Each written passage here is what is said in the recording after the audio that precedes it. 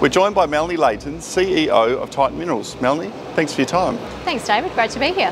Operating across Ecuador, firstly, tell us about the country and doing business. Ecuador we found to be a really great jurisdiction to work. It's an emerging Tier 1 mining jurisdiction.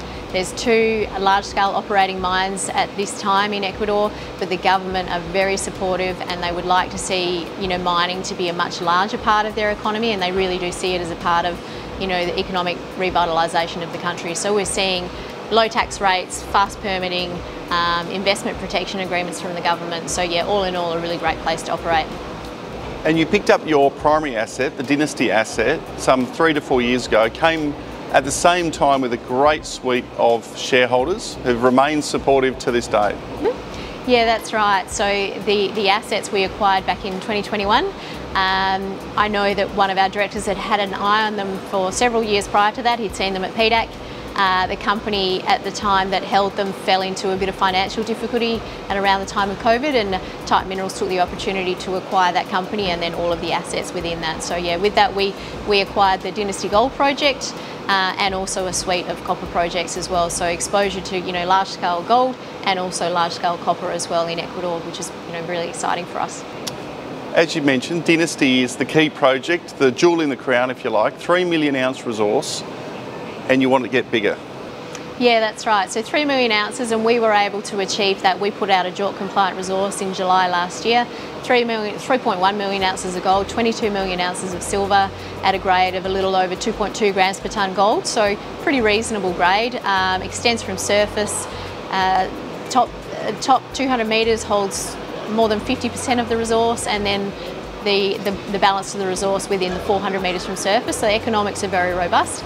Sits in a 9-kilometre epithermal corridor, of which I would say about 5 kilometres has been effectively explored and drilled, and that's what contains the resource.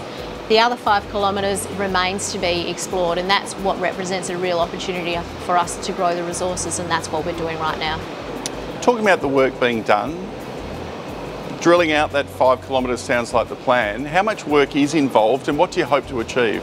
Yeah, so I think first steps for us are boots on ground exploration, building those foundation data sets, so the soil geochemistry, the mapping, progressing to trenching, identifying the best parts of the project to drill, before going in and starting that drilling. So that's a sort of 2 to 3 month time frame that we've been, ongoing work really started at in early February this year. So I would like to think by, mid Q2, we'll be really well placed with the highest priority targets to then commence that drilling. And I guess for us, the 3 million ounces, which we would like to, internally our goal is to grow that to 5 to 6 million ounces of gold. Do we need to grow it and actually drill define it to indicated measured stage? Probably not. What we need to do is demonstrate that it's there to understand the scale before we then go into the development studies around that. Talking about studies and the development work that would need to be done, what is the plan and what is the expected timeline? Yeah, so I think initially, like I said, it's all about resource growth and the studies themselves in terms of de-risking. So what we're doing at the moment is, quite a high-level pre-scoping study, and that's really just to understand the economics of the projects, what levers we've got to pull, what will the mining methods and mining rates look like, and the process methods, process rates. And then we're also doing that CIDA sort of preliminary metallurgical test work to understand recoveries of the oxide and the sulphide material. So those work streams are underway. We'd like to have those results ready and to be published in Q3 this year. As you mentioned, when you picked up Dynasty, there was a number of other assets within the portfolio, and you've got 3 copper assets sitting in Ecuador. How are they progressing? Yeah, that's right, David. So all in all, we have 4 large-scale projects. Dynasty is gold and the other 3 are copper, 100% held, very large contiguous land holdings there. So we have Linderos, Copper Duke and Copper Ridge. All have the hallmarks of large-scale copper porphyry systems. Linderos is probably more advanced. We've completed drilling there and we've demonstrated copper porphyry mineralisation from surface, one of our better intersections being 308 metres at 0.4% copper equivalent. Within that, some higher grades of 0.5% copper equivalent. And in July last year, we completed a chargeability IP survey, and what it has done, it's demonstrated that it's actually quite a large, it's a 2-kilometre diameter footprint, and we've really only tested about 1 kilometre of that, and we haven't drilled below about 500 metres vertical. And I liken it to SolGold's Cascabel project, which is in the north of Ecuador. Their high-grade copper core does not begin until about 600 or 700 metres vertical. We haven't yet begun to test that part of our project at Lindero, so it represents a great opportunity to grow the porphyry mineralisation there. And then Copper Duke, again, multiple foundation data sets have been assembled since we've had the projects in the last few years. The soil geochemistry, the mapping, the trenching. We've had Dr. Scott Halley look at the geochemistry. He's sort of the geochemist to the majors, and he's identified that the porphyry unit is actually akin to the Tier 1 global copper porphyry, so we've got the right geochemical signature.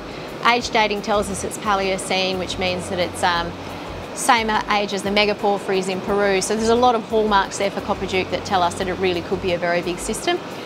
But with knowing that, at Copperfield we haven't done a lot of work on because we've really got our hands full with the other projects. But in the knowledge that they really are large copper porphyry projects with a considerable amount of work to be done, we have been running a process to attract a strategic partner to assist with funding these projects, and we've had some really positive feedback from a lot of those parties that have reviewed our data and been to site, and we're getting really quite close with an agreement with one party in particular for one of our projects. What does the future look like? What should investors be focusing on over the next 3, 6, 12 months? Yeah, I think it's largely about dynasty for us, and it is about that resource growth and demonstrating what the scale can be. So there will definitely be some good news around that, the new targets, and then commencing drilling sort of in the second half of this year then to help define some of those targets. The results of the metallurgy and the pre-scoping study will be a big, de-risking for the project and understand the economics of the project. And then outside of that, once we've secured this deal for a project level investment at our copper projects, then we can launch into drilling and adding value to those projects as well. So I think a lot of activity and news flow on both the gold and the copper projects going forward. Well funded, strong news flow, exceptional technical team, and a great place to do business. Exciting times ahead for Titan and its shareholders. Melanie, thanks for your time. Thanks very much, David. Great to be here.